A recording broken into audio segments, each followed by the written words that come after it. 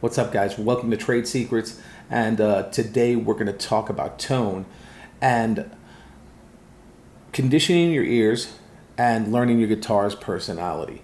Now, those are two things that's what I call them. I don't know if there's an actual official term for it, but part of the conditioning your ears thing is, I know many good guitar players, and they've got good ears, but for notes and chords and focusing specifically on the music itself.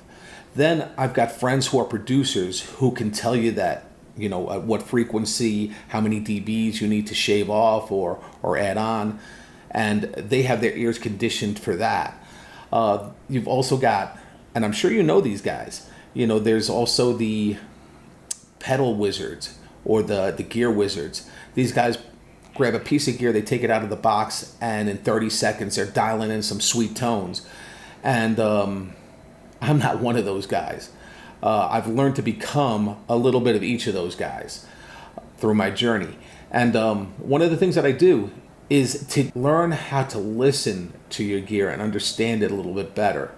And one of the mistakes that we make, I don't even know if it's a mistake, because I see a lot of young players, I don't know, for those of you who watch the Premier Guitar rig rundowns with John Bollinger, and I see a lot of the younger players, they take their guitar and they dime it.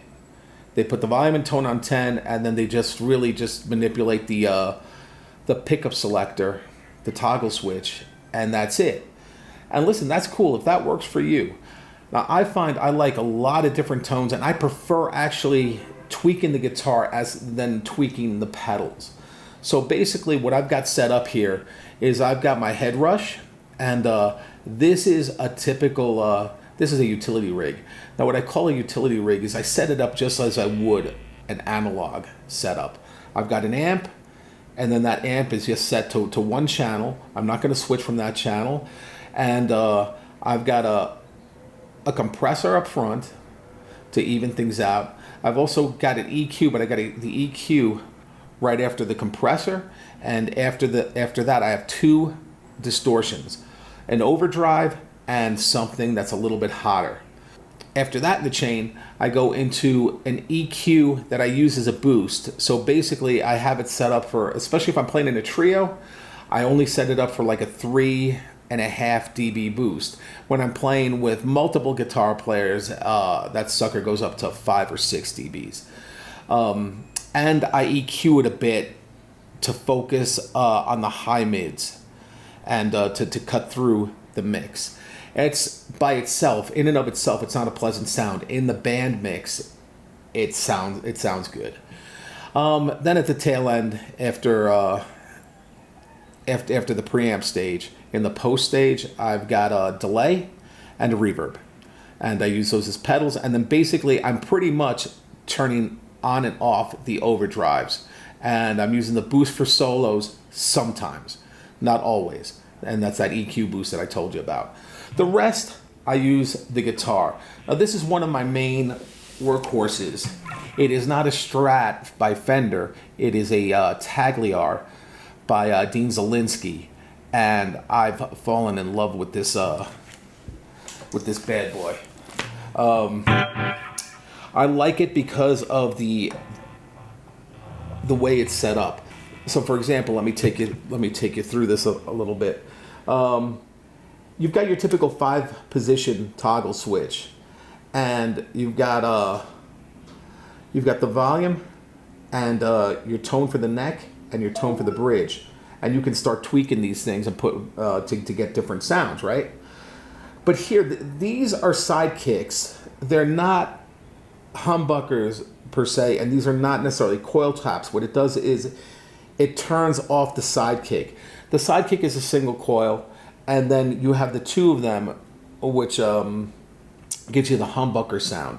So these are basically 5 single coils, and this turns off the inside ones. All right, I hot rodded this to switch to push rather than push.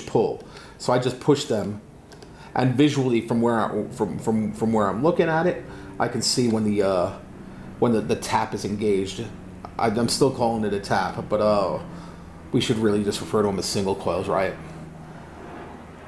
And with the 5 positions and this pickup configuration, I have a whole palette of sounds. Now, not all of them are useful and not all of them are my favorites, but nonetheless, it's important to know that they're there. And the other thing that I do is I don't always have the volume all the way open, and I don't always have the tone all the way dimed. I tend to tweak them as I'm going, so I try to leave enough headroom during sound check so that I can do that. But you guys who've gigged know that when you do these sound checks, everybody plays louder once it's showtime. But Aaron, I have my rig set up. That's the bridge pickup on full. And that's the neck pickup on full. Both are in the humbucker mode. Here's a neck in the single coil mode. And here's the bridge. There's the humbucker mode. There's the single coil mode. And I'm just going to focus on those two really, because here I'm going to go back to the neck, volume wide open. If I bring the volume down, you notice how it cleans it up a bit and softens it up a bit. I can soften it up even a little bit more by rolling off the tone. These are tones that I use. It gives me a little bit more. I prefer the humbucker sound, although there's times that I really want that single coil sound. And all I have to do is just roll off the tone, and I get a rounder, warmer sound. Now I can do the same. I'm not a big fan of the treble pickup with the tone dimed. I like to roll it off no matter what, and especially if I'm playing with distortion, it takes a little bit of that sizzle, the fizz out of that sound. That could be a little bit too much. Whereas, I like 90% of the way everything else is set up. That's generally what happens with my tone, is that on the bridge pickup with the high gain, in the high gain stages, it'll tend to be a little too much. So I roll that back. I'm also a fan of Eric Clapton's Woman tone, and that's where all of this started for me. I started playing around with that stuff. All right, so we've got the guitar, we've got the rig set up. I'm going to get a backing track going, and I'm going to walk you through hearing these actually in context, because it's one thing to hear them as I'm fiddling through with no context. You want to hear it actually in action, and we're going to listen to it warts and all, see which ones you like and which ones you don't. All right, be back in a sec. Rolling. We're going to start with the guitar wide open. My tone and my volume are on 10.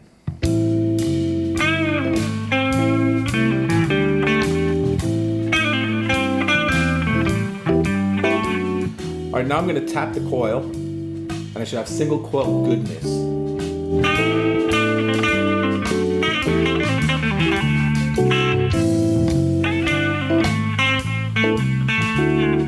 Okay, I'm going to go back to the humbucker, but I'm going to roll off the tone.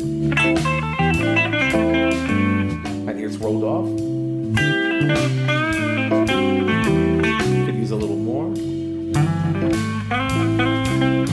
I kind of like that.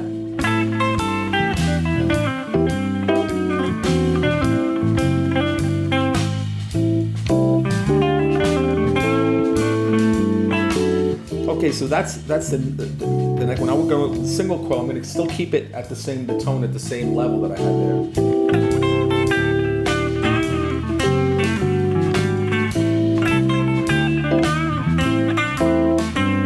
And here it is, tone wide open.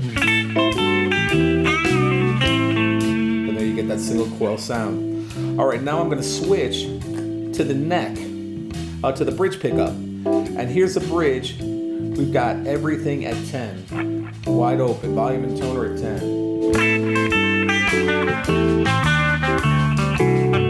find that a little nasally, I would like to roll off the tone on that one.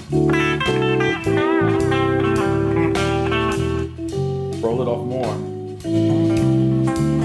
Too much.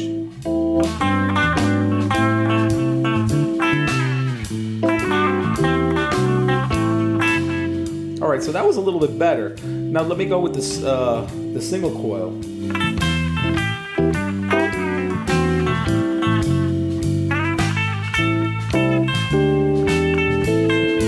All right, that's not bad. Here we'll put the tone all the way up.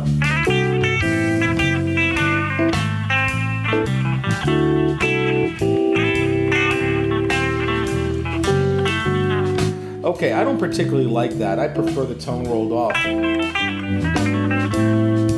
And I prefer it rolled off on every time I'm in the bridge position. I'll always take it back a bit. It takes off a little bit of the sizzle, a little bit of the bite.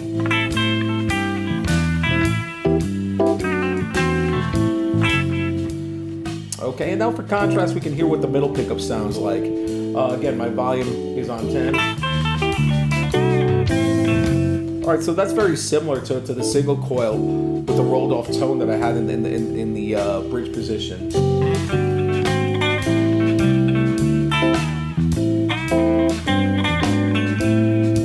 And I can explore some of the in-between sounds. That's 2, and this is position 4. So you can see that I haven't touched a pedal or anything like that, but I've got all these tones available to me just from the guitar. All right? So take some time to check out your settings on your guitar. And I do this with my guitars when, especially when I get a new one. All right, thanks for checking this out. All right, guys, that's it for now. So if you're one of those guys that dimes your volume and tone, maybe you want to start checking out the other spots in between. If you shave it off a little bit, you'd be surprised as to some of the colors that you get. I mean, I got most of this stuff. My idols were from the 60s, the British rock guys. I also consider Hendrix a British rock guy because he was part of that scene. All of those guys had one guitar, one amp, and the amp was a one-channel amp. Stomp boxes started to come into play a little bit early on in their careers, but up till they were developing their sound was really made from playing around with the volume and tone controls, the different pickups that they use, and the tones on the amp, and the expression that they got from their hands. So carefully listen as you're adjusting the dials, and this works on every piece of gear. Listen with your ears, not your eyes. All right? I hope this was useful to you, and I'll see you next month.